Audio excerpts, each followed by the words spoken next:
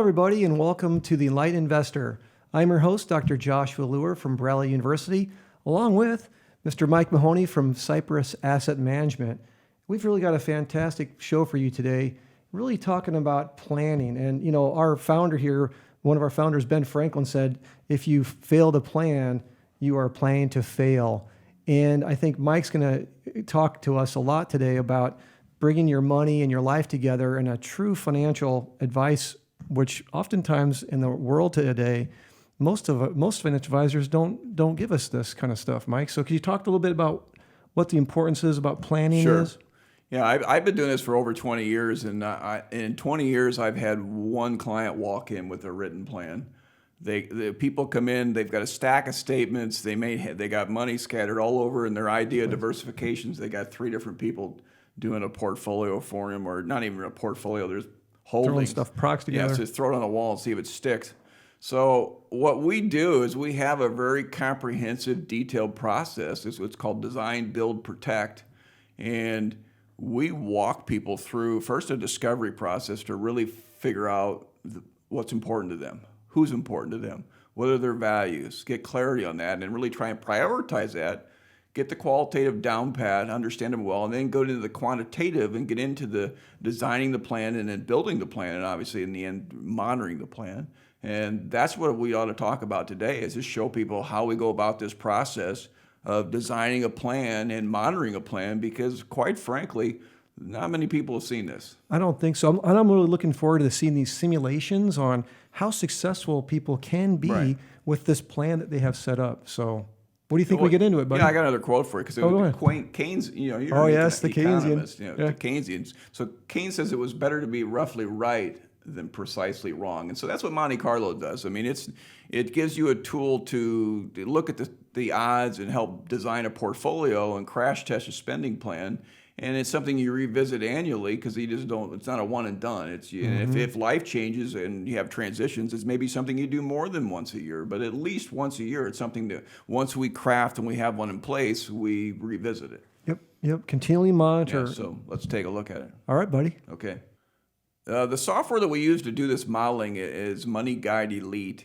And what it has within it is it has a Monte Carlo simulation program to run the numbers, because what we do is we put everything, all the data in, the inputs from sources from your income, your assets, what the market return assumptions are going to be, and we run it through 1,000 simulations and scenarios, because the big risk you have with the market, right, is sequence of returns. You can have 2 portfolios, both have a 5% return, but if the sequence of returns when you're spending from it are really poor at the beginning, you could have a really bad outcome, and you understand the consequences of that. So it's something we want to run this. You know, again, it's not precision, but it's a tool to really get as close as we can to having success. Good visual. Yeah, watch out for the tail ends. And the other thing that's nice about it is it allows us to, when we're setting up a plan, is we initially can help set that risk tolerance too, because it allows us to really gauge how much risk do we have to take to get to where we want to be. Because oftentimes,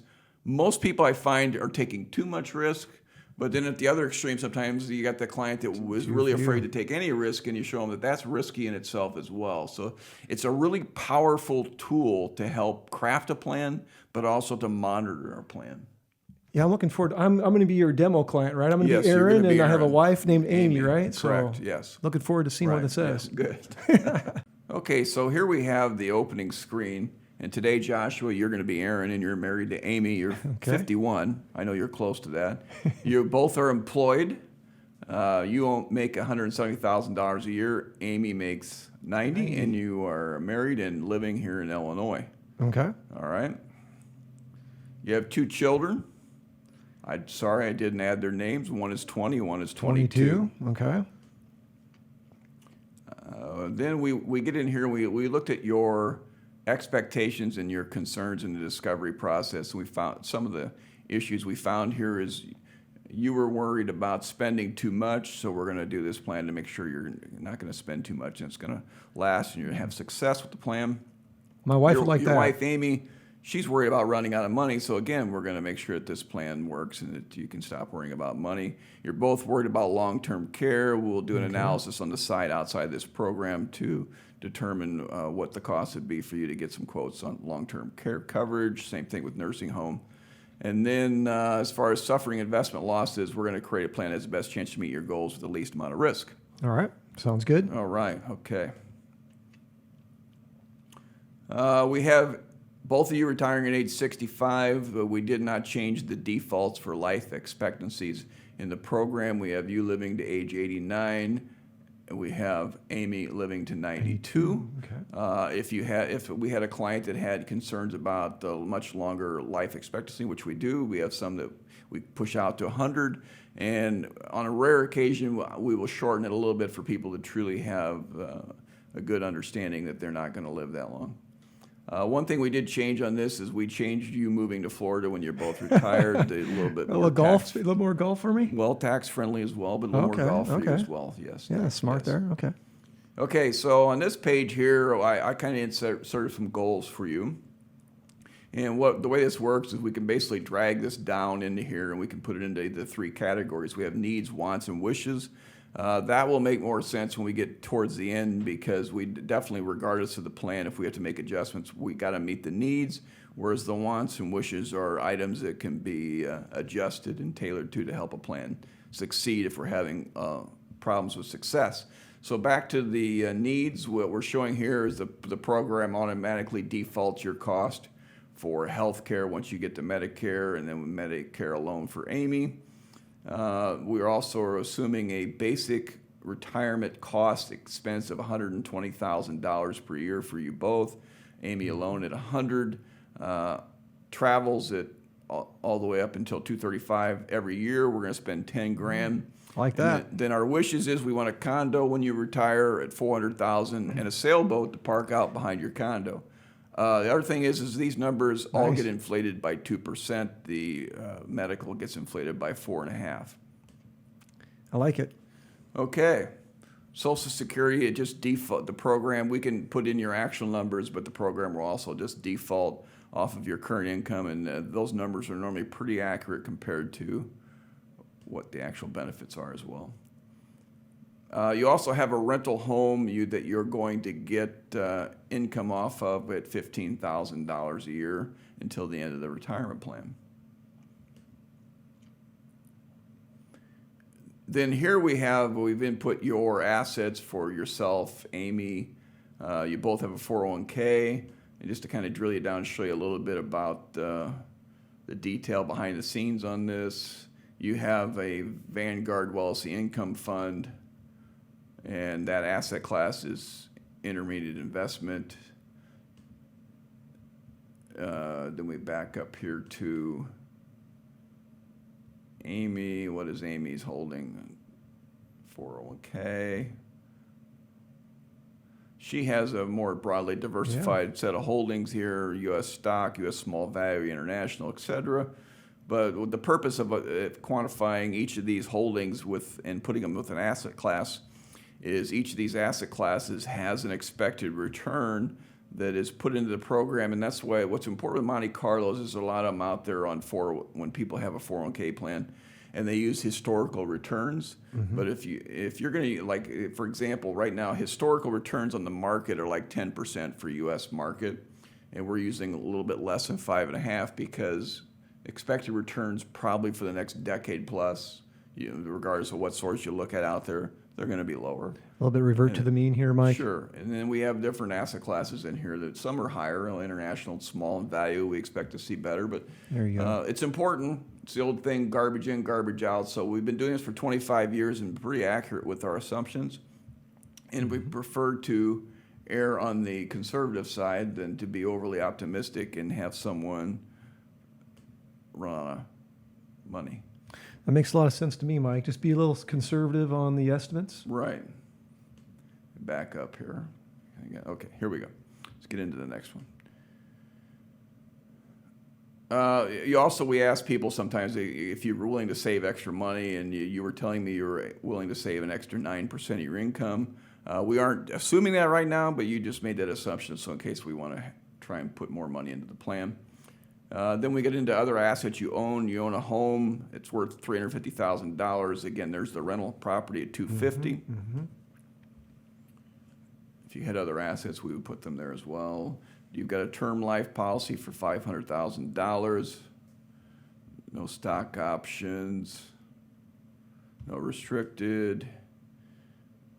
Then you have a car loan, $20,000, and you still have a mortgage on the house at $180,000. Yeah, so kind of a typical two skilled worker family, right? Two Right. Yeah, just trying to individuals, Aaron and find Amy. Two people working and give an example. here. And sort of like some of the things they might have a mortgage, they Right. might have some card loan, and some, yeah, so got it. So we have it produces a net worth statement to keep track of net worth. And then we get into the risk score for each of you to see how much risk you're willing to take. In this particular scenario, we have you set with 70% equities and 30% fixed income. And we also, what we like to show people when we set this is we like to show them the downside on this allocation to make sure that they can stick with the plan. If you look at the downside back in 07, 09 was the worst for this particular allocation. It was down 31%, and based on all the holdings that you have in your portfolio today, you'd be down almost $500,000. And the question is, will you stick with the program? And so, we do this with both couples. You both seem to be on board with the same numbers. So we have the family risk scores here. And then basically what we ask you then is if you're going to be down $500,000, Aaron, how would you feel? Are you so worried I wouldn't be able to sleep, worried but wouldn't keep me up at night, not happy but okay, or I don't know? And we answered both of those. And the other key part here is what would you do? Are you going to sell everything, sell some of it, or are you going to hold on? Because if you're going to sell, obviously we want to have a discussion and back off the risk before we would ever move forward with this plan. Yeah, Mike, and like market crashes, there's always usually a correction after. I mean, if you go back 100 Right. years, there's usually a rebound after the market crashes. Sure. So it's a time horizon issue. Right. I'm not going to get into this. It's just showing different asset allocations and expected returns. Got it. Yeah. So now we'll get into the Monte Carlo analysis. We're going to run this. What this does is it runs 1,000 scenarios of this spending and return sequence to try and get an odds of success. And with this particular scenario you have right now with your holdings, it gives you 70%. 77% on the meter, okay? And so you ask, is that a good result? So we can pop up this here and kind of walk through this. What we're trying to do is we try to like to see a plan get in the green zone, and that's 80 to 90%. Right now, you're a little lower on this particular plan. It's 77%. It's a little uncertain for your age, not enough protection for future shocks as far as having enough at the end. And at 90%, if we were to get you in the blue zone, what happens is you can almost get too conservative on your spending and saving and really make life miserable. So we're content with the green zone, but if the client wants to be in the blue zone, that's something that they're going to have to make a decision on their own. And then what we'll do here is we will work on a plan and try and make some adjustments on this to at least get people in the green zone now, right? Yeah, sure. Yeah. I saw that there was like maybe save a little extra or... Right. Or again, cut down that condo or that boat, or either work. Can't cut the boat. Work longer, right? Yeah. So the recommended scenario Got it. stays the same. So yeah, another thing we can do here is we can look at your Social Security. So in this plan here, I'm not sure. I don't recall. I think we put you at 65, but let's take a look. Yeah, you had 65. Okay. Thank you. And that's going to add... It's thinking. Yeah, it's thinking. That's going to add sort of what I call a phantom asset, like Social Security is like a phantom asset that provides... Well, it's like I'm not a big fan of annuities, but I mean, basically it's probably the best annuity you can have. You think about it, you're going to get, it's backed by the government, it gets an inflation rider. What more could you ask for? That's right. If you have any questions on Social Security, go look at one of our earlier episodes, right, we buddy? did an episode on that. So we use 65. So what that's showing is 77%. But if you look over here, if you were to weight both defer to age, actually it's you begin at 70, Amy at 79, a little less money. But if you both wait till 70, you're looking at $1,972,000 in total benefits versus about $1,700,000 at 65. So you pick up, quite a bit of money there. Good chunk there. Yeah. So that's the first thing. So you can pick up 2% right there. Just delay your retirement or actually just delay benefits from Social Security. You picked Right. up 2%. And another thing we do with this software is, when I get people come in, a lot of times I find people, for the most part through the years, I've seen people that they're too aggressive with their portfolio. And normally it's two ways. They're probably too aggressive and they've got too much in the asset allocation for equities. And then within that, I normally see is they're not broadly diversified. And sometimes they're way too concentrated with their owning individual stocks, which is even worse when you're talking about diversification. So we look at making changes there. So what this tool's good, this right here shows is, it's showing you, I think we had you set at 70-30 with the 77% here, and it's showing a safety margin ending value of about $1.6 million. But what you see here is if you were to get really conservative, 20-80, your success just falls off the map, right? 32%. Mm-hmm. But then again, you don't really gain that much by being 100% in equities. It only goes up 2%. Now, granted, the ending terminal value of the portfolio goes way up, but I don't Huge think standard many deviation, people yeah. would live through that variance, right? Of being, down 51% in any given year, and you're trying to spend from it. So that's not a good way to go. But that's a nice tool to look at, and sometimes the disparity there is even broader, especially on the upside versus the downside here. But it's a good tool for setting risk as well, not just seeing if you're going to run out of money. Yep, put some numbers behind those risks, Right. Mike. And then another feature with this is what we call the play zone. And the client has a link to this play zone, and it allows them to, quote, play with the numbers here, and it doesn't impact the actual hard version of the plan that I have behind the scenes. Right, like a sandbox. What's interesting is I can just show you right here, like spending, we cut spending back 100,000 from 20, what that's doing. All of a sudden, boom, right, we boom, pop green right zone. into the go zone easily, right? So How much did you change that by, Mike? You went $20,000. 20,000, boom. Yeah, so there's it by 10. Let's see what we get there. 11, 9, 83. So you're still in there. You're still so in the there's green different zone. things that can be done here. Making Aaron feel good about his life. Make Aaron feel good. Who could change the boat, etc. And I'll show you here. There's another tool, Super Solve, just to quickly on the fly that will do something similar to this. This goes back to those three columns, the needs, wants, and wishes. You'll see here when we go through this, it'll make adjustments to the wants and wishes, but it's not going to change there. So as we're showing in needs, we're not changing anything there. We're keeping spending, but we're decreasing the condo by 150. We decrease the sailboat by 37.5. And it gets you to 85% in the green zone. Yeah. So there's multiple ways we can get to that number. It's just it's a personal preference of the client and give and take on what they want to do. Right. A lot of levers to pull. Sure. And again, this isn't a one and done. You have life transitions, things occur differently. We revisit it at least annually anyways, but if you have things that occur in your life, sometimes it's a tool we use to make decisions and look at the different modeling of scenarios before they were to go forward. This is just looking at the portfolios. And then at the end here we have, after we get a plan in place and it's ready to go, we still might have a conversation with people. What are they afraid of? Maybe they're afraid that the Great Recession, what is that going to do to their plan? Inflation, Social Security cuts, low returns, die early, live long, and then healthcare, long-term care. Those are all things we can model and walk through with the clients. But back to this scenario, even if this was the whole plan right at the beginning, we were at 77% for all three. If you back off on needs and wants, we take the condo and the boat out, down, you're fine anyways, period, right? And needs only is there. So that kind of gives them peace of mind that they're going to make through their lives with all the necessities. And it's just a matter of all the wants and wishes. We also had the ability to do an insurance analysis in here. I'm not going to do that. And the other feature I can't visualize now because we didn't do this, but it's a feature called Star Track. And what we do is once you get done with this whole plan, Because again, what this is all about is just crafting a plan, but then life changes and who knows what the market's going to do and everything else. So you want to keep monitoring this on an annual basis. And what the Star Track does is we Star Track it, say we made changes today and it puts you at 85%.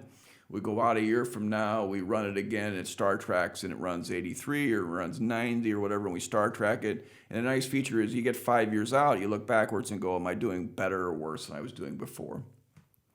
Got it. So again, just a nice way to put a structured process in place to remove emotion and gain certainty and hopefully increase your odds for long-term success. I love it, Mike. And what I really like about that program, this MoneyGuide Elite, is that I like that play zone, really. I mean, because it provides people with, hey, here's a monitor. If I do shift this, and mess around with it. And then they can say and come back to you at the next meeting with you, and they can kind of make some adjustments there, or just even in their mind. What do I need to do to get to the green zone? The green zone. Yeah, there you go. Really cool stuff. I really appreciate you. Yeah. So I think the next time what we do is, because this is half a design process, and I think the other half of the design, or actually would be probably into even the build process more or less, would be building this portfolio that we're talking about within here. And I think that would be nice to kind of walk through and look at the build process. Got it. So this is just basically of the 3 steps, design, build, protect. This is really the first step. Sure. Yes. Awesome. Well, so since we've been through this whole design episode with you, what we want to do next time when we come back is take a look at building the portfolio. So how do you put the pieces in place based on the design that you've kind of come to agree upon? More data. Yep, more data. More important data, though. Yep. The good stuff. So, Mike, we hope Mike and I hope you guys like the content today and all our programs. We ask you to subscribe, give us a thumbs up, and we'll see you in the next episode. Take care.